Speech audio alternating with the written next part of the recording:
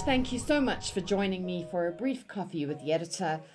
Last week, I spoke to a number of operators who are clearly quite excited about the proposed changes coming up and the fact that rail is definitely being viewed as a catalyst.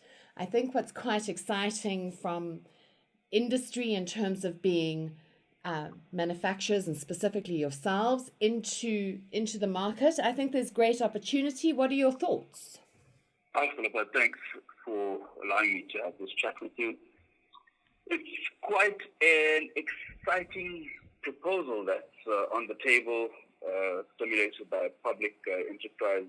I think it is going to work very well in country. I was actually having a chat with some colleagues where the next potential growth stimuli going to come from in country. Currently, we're based as a resource mining country, which has plateaued in terms of its growth stimuli. So where's that next piece of magic or that next key ingredient going to come from that's going to stimulate growth? And really, this is the best proposal that I've heard of in a long time, where you can actually have growth stemming from a public sector market and filter that growth all the way through to the SME market, which is very exciting at the moment to consider it.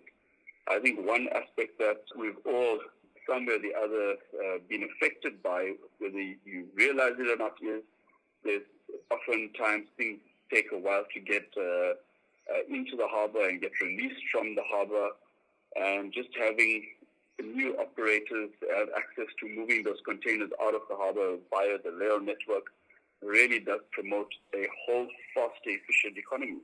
Yes. So all in all, it's extremely exciting to consider the proposals on hand. So you're quite excited. You're quite excited from a logistics perspective.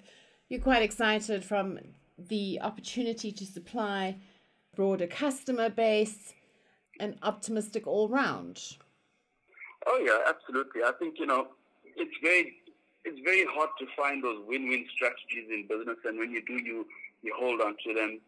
From all which angles I can look at this proposal and its influence on the rail sector, it's just a win-win for everyone, right through from Transnet, Transnet Engineering, Transnet Freight Rail, even at the Transnet Port Terminals could be very positively affected by this year.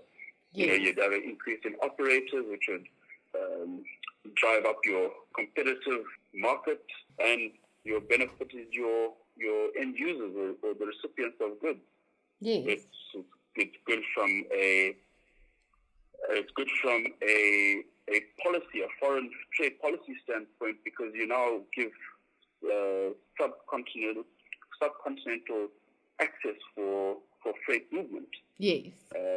Which is great for building into relationships with the SADC, for building a broader customer base in SADC, and for really getting your African homegrown companies linked up and working together in a subcontinental basis.